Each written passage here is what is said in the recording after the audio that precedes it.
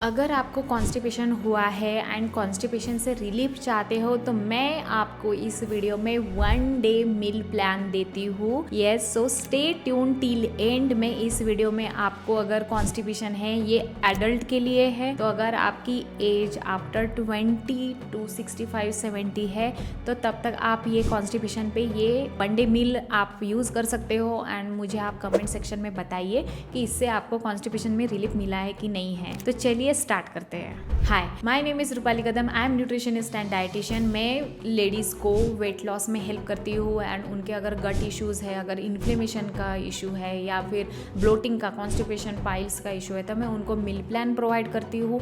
And मेरे ऐसे बहुत सारे क्लाइंट्स हैं जिनकी इशू ऑलरेडी रिजॉल्व हो चुके हैं। तो चलिए इस वीडियो में हम स्टार्ट करते हैं कि कॉन्स्टिपेशन का जब प्रॉब्लम होता है तो कॉन्स्टिपेशन का प्रॉब्लम भी क्यों होता है ये हम लोग समझ लेते हैं पहले।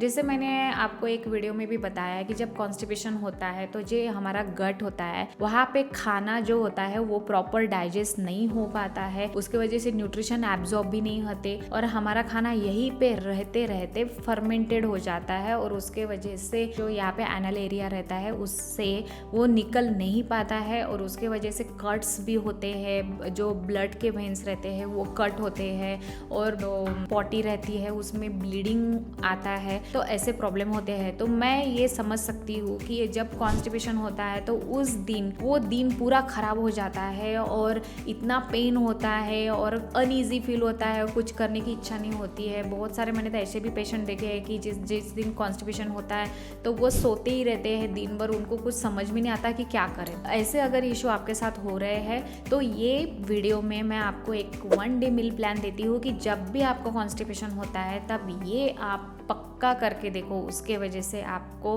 फ्यूचर में भी जब भी अगर आपको लगे कि कॉन्स्टिपेशन हो रहा है, ऐसा इशू लग रहा है, अलर्ट हो जाओ और ये आप मील प्लान ले सकते हो। तो पहले मील प्लान में आता है पहले नंबर पे जो मतलब स्टार्ट होता है अर्ली इन द मॉर्निंग 6:30 में।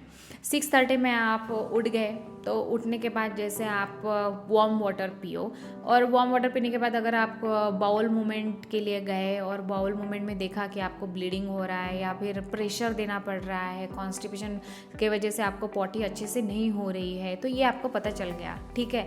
उसके बाद आपको क्या करना है मैं आपको बताती हूँ। उसके बाद आपका ब्रेकफास्ट का टाइम रहता है 7:30 को। तो ब्रेकफास्ट में आपको क्या करना है कि जो सोक रेजिन्स, तो अभी तो आप रात भर ओवरनाइट सोक नहीं कर सकते, तो एक ऑप्शन है कि आप थोड़े से रेजिन्स ले लो और उसको पानी में बॉईल करो, या फिर फिग जिसको अंजीर बोलते हैं वो आप 2 ले सकते हो और वो उसको आपको कट करके बॉईल करना है। उसको अच्छे से बॉईल करो और हाफ ग्लास, ऐसे 1 गिलास पानी लोगे तो हाफ ग्लास होना चाहिए, इतना बॉईल करना है। फिर आपको वो पानी पीना है, उसके वजह से आपको बहुत रिलीफ मिलेगा, ठीक है। ये हो गया ब्रेकफास्ट में आपको हाफ ग्लास फिग और रेजिन्स का पानी पीना है।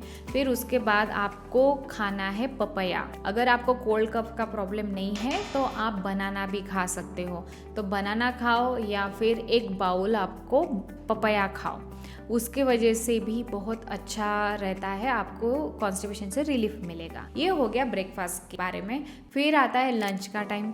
लंच टाइम में आपको मेक श्योर कि जो ओट्स रहता है, ओट्स की रोटी खा सकते हो या मल्टीग्रेन आटे की रोटी खा सकते हो या ज्वार या बाजरा, जो कॉम्प्लेक्स का आप बोलते हैं हम लोग, उसको आप ऐड करो आपके लंच में। या अगर आप रोटी लवर नहीं हो, अगर आपको राइस आइटम खाना है तो मेक श्योर कि आपको उस दिन ब्राउन राइस खाना है, not white rice. Brown rice उस दिन आप खाओ, ये मेरी रिक्वेस्ट है। आप ब्राउन राइस के साथ आप दाल खा सकते हो या फिर आप लंच में खिचड़ी भी खा सकते हो अगर आप अनईजी फील कर रहे हो, ज़्यादा खाने का मन नहीं करता है। और मैं आपको एक नोट के लिए मैं बता देती हूँ कि जिस दिन भी आपको कॉन्स्टिपेशन का प्रॉब्लम होता है उस दिन आपको खाना कम खाना है। यस, क्योंकि पहले ही आपके जो गट में खाना तो सड़ रहा है, वो निकल नहीं पा रहा है, फिर आप फिर से खाना खाओगे बहुत सारा, तो आपको लगेगा कि तो वो तो पुश होना चाहिए। नहीं, वो खाना कुछ नहीं होगा, फिर से आप खाना खाओगे तो आपका खाना स्टमक में ज़्यादा रहेगा, फिर आपको ब्लोटिंग, गैस का इशू हो सकता है। तो उसकी वजह से जब भी आपको कॉन्स्टिपेशन का प्रॉब्लम होता है उस दिन आपको ज़्यादा खाना नहीं खाना है, ठीक है। तो इसलिए लंच भी आपको लाइट ही लेना है। ये हो गया लंच के बारे में, आपको तो मैंने बता दिया। फिर आता है इवनिंग स्नैक। इवनिंग स्नैक में आपको क्या करना है, सिंपल जो फेनल बोलते हैं उसको सौंफ बोलते हैं वो एंड जीरा, ठीक है। फेनल एंड जीरा ये ठंडा रहता है और उसका इम्पैक्ट आपके गट पे बहुत अच्छा रहता है। तो फेनल सेम क्वांटिटी में 1 स्पून एंड 1 स्पून जीरा ये आपको ऐड करना है। ये पानी में अच्छे से बॉईल करो। अगर 1 ग्लास आप पानी लेते हो तो उसको हाफ बॉईल कर लो, हाफ ग्लास तक, और वो आप 4 बजे पियो। अगर आप ये नहीं कर सकते, अगर आप बिजी हो और सेडेंटरी लाइफस्टाइल में आपको ऑफिस का काम रहता है तो बटर मिल्क पियो। बटर मिल्क भी बहुत अच्छा रहता है। 1 ग्लास आपको बटर मिल्क पीना है या 1 कटोरी आपको कर्ड खाना है 4 PM को, जब आपका इवनिंग स्नैक का टाइम रहता है। आप ये ऑप्शन करो, उसके वजह से आपको बहुत अच्छा रिलीफ फील होगा। फिर आता है डिनर। डिनर आपको 7-7:30 के बीच में लेना है और तब आपको खाना नहीं खाना है, तब आपको वेजिटेबल सूप पीना है। बहुत सारी वेजिटेबल लेके उसका एक तो आप सैलेड भी खा सकते हो, स्टीम वेजिटेबल खा सकते हो, सूप पी सकते हो, या फिर जैसे सैलेड भी बताया, बीट रूट सैलेड हो गया, फिर आपका जिसमें ज़्यादा फाइबर होता है क्यूकम्बर, कैरेट, तो ऐसा आपको ये, और लेट्यूस लीफ, कैबेज, तो ये आपको सैलेड लेना है, सूप पीना है, या फिर आप स्टीम वेजिटेबल भी खा सकते हो।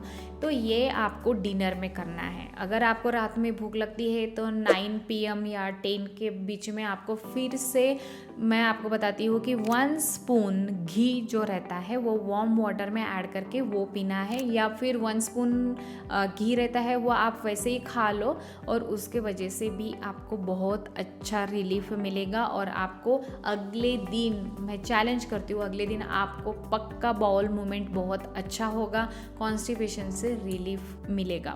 ये आप जो मैंने ऑप्शंस बताए, ये पूरा 1 डे मील प्लान जो बताया है वो आप करके देखिए एंड मुझे कमेंट सेक्शन में बताइए कि इससे आपको कॉन्स्टिपेशन में रिलीफ मिला है कि नहीं मिला है। I will be very happy to know कि आपके इशू रिजॉल्व हुए हैं। एक कदम वेलनेस की ओर।